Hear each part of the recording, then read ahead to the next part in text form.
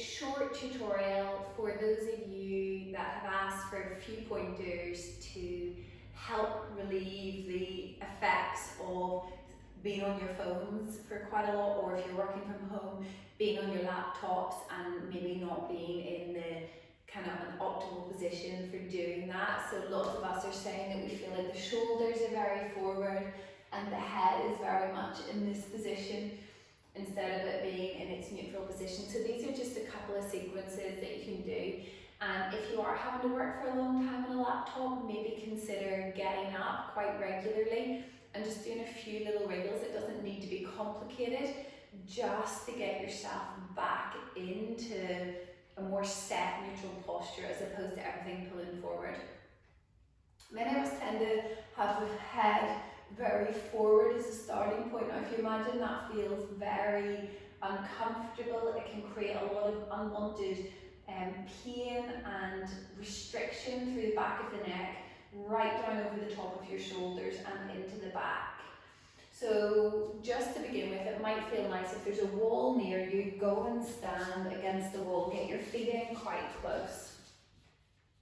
And see if you can get the back of your skull, the shoulder blades, and then the sacrum, the low back, to press into the wall. I was going to say mat, but we're standing up, so let's say wall. Your feet can be a little further out, so nestle the back of the skull, the shoulder blades, and then the sacrum into that wall. You can imagine that you're hugging the front of the body in, so there's a bit of effort through the front body too. Feel the back of the neck nice and long. Try not to flare the chest forward too much, so hold all that in. So this should be your neutral alignment, your neutral posture. Just check how that feels. You can do this lying down. We start a lot of our classes lying down, and we do the same thing. We feel the back of the skull, the shoulder blades, and then the sacrum, the low back, press against the mat. So when you're ready, step away from the wall. Use your elbows, the back of the arms, to push yourself away from the wall and walk away and give yourself a little bit of distance. You probably feel like you're walking really tall, like, whoa, check me out. So stand up nice and tall. Soften your knees a little. From here, reach your arms forward. So the palms of the hands can turn in towards each other. And you're just going to protract and retract. So when you protract, you're reaching your fingers forward. It's like you're pulling the shoulder blades apart and then drawing the head of the arm bones back again. So you want to feel this movement come from the back of the body, right between your shoulder blades. So you can see one reaches forward and the other reaches back. Reach forward, reach back. So you're just trying to get the fascia here moving. It's probably been stuck. So just get it all moving a little bit. Okay, when you've done that, relax your arms down by your sides. Cup the head of the arm bones, cup your shoulders, and just start to roll out the shoulders. Now I'm sure you're going to hear some crickles and crackles and little Rice Krispie noises, and that's perfect. Sometimes it's just that dried up fascia is starting to release out stuff that hasn't moved. You can do both together. So just a few more circles, and then bring your arms back down by your sides. Remember, find that lovely long straight line. You can almost put the hand behind the back of your skull and imagine you're almost leaning back into it, hugging the front of the body into it.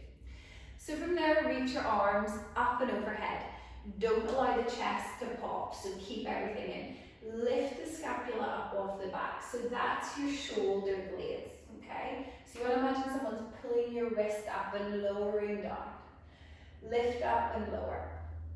So you're really sliding the shoulder blades up and down the back. So the shoulders come a little closer towards the ears, and then you're releasing the back down. Keep your bum squeezed and try and keep the core nice and steady. Relax your arms down by your sides. Take the shoulders, the head of the arm bones up, draw them back, and then squeeze them together and slide them down. So the shoulders come forward and up, back and down. Do this as slowly as possible and really try and notice the range of movement that you have here. As much movement as possible. Huge big rolls. And again, you might hear some little crackles and crunches. Release that out. Give the shoulders a little bit of a wriggle. From here, take your hands onto your front body. So you can have your fingertips on the hips, and then you can have your thumbs on the ribs. And just imagine that you're hugging these together. Feel the back of the skull line up again. Reach your arms in front of you, make fists. Now as you pull this right elbow back, twist a little to the right. And then pull the left elbow back, twist a little to the left. So do this at your own pace, and you're trying to get the rib cage to move. So little rotations, nothing crazy. Don't let the pelvis move. If it helps, you can have your hands on the rib cage and just notice how that feels. But if you're using the arms as well, you're really reaching forward and then strongly pulling back. Last couple. And then bring your arms down by your sides and interlace your fingers quite lightly behind your back. Now keep your elbows bent. Often people say like straighten out the arms, and then you end up kind of overdoing it through the chest. So you can take your hands to the sacrum, smooth your tailbone down, bend your elbows, draw the shoulder blades together, and then notice that release over the front of the body without this big exaggerated press of the chest forward. Take some huge deep inhales. Don't let the head pop forward. Keep drawing it back. Last couple of breaths there. And release the arms.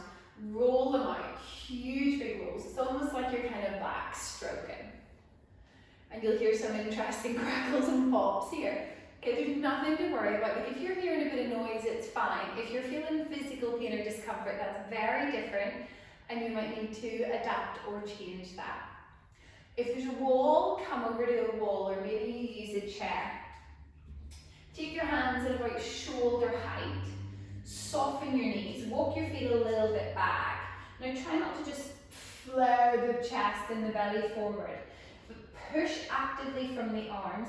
Sit back into your hips and create a little bit of length and space here. Remember, we're not trying to do a huge big back bend. We're not sagging into the shoulders. We're keeping a bit of energy and intention here. So gently hug the belly in, push the hips back. Lovely long neck. Notice where you're feeling this. Probably quite nice through the, underneath the armpit, down the side of the arm. Check in with what you're feeling here. Last couple of breaths. And then slowly come on up. Stand up nice and tall. You can lean against the wall here again if you would prefer. You might need to take your feet a little way out from the wall so that you can find that nice straight line again. And just gaze down towards the left side. Not too big a movement, just enough that you feel a little something through the right side of the neck. Keep the front body drawing in. And you can reach that right arm up a little bit, and you'll maybe get more of a release through the side of the neck and into the right arm. Doesn't need to be a big movement at all. Slowly bring the arm down. Roll the head back to center. And then look down over your right shoulder. Now just far enough that you feel a little something through the left side of the neck. Bring the left arm up a little. Keep hugging the front of the body towards the back. Give your glutes a little squeeze.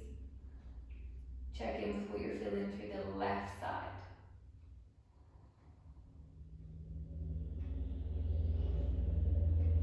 Bring the arm down, bring the head back to center.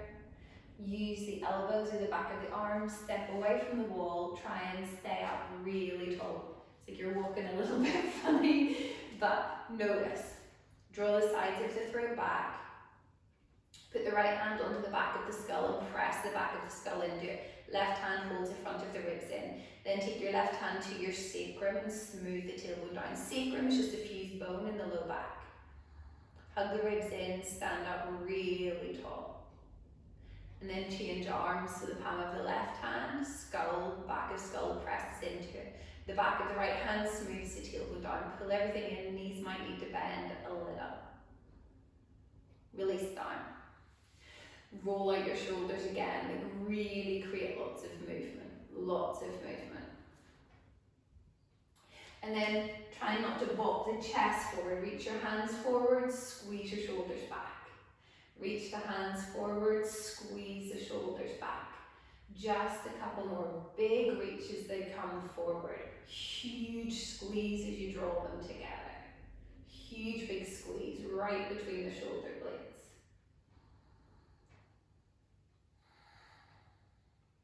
Take your arms up, so you want to make like goalpost or cactus arms. Keep your feet about hip distance apart. Twist right and center. Left and center. Right and center. Left and center. So again, just back to this rotation. Spine, if you're stuck at a desk or at a laptop or on your seat all day, probably hasn't got to move very much. Really good. Last one. Finish by bringing your arms down by your sides and taking one last big roll. Really shift some stuff. Move whatever way it feels good. Move one arm at a time, move both together, whatever works. Then release. So hopefully that's released a little bit of something out for you. Remember, as often as you can, if you have been sat down and you're very rounded, get up. Even when you're sitting, just find that neutral posture while you're sitting. Try not to round forward and wriggle and move as much as you can. It doesn't need to be a yoga movement, but just some kind of movement so that you're releasing things out. Let me know how you get on. Any questions or feedback, please get in touch.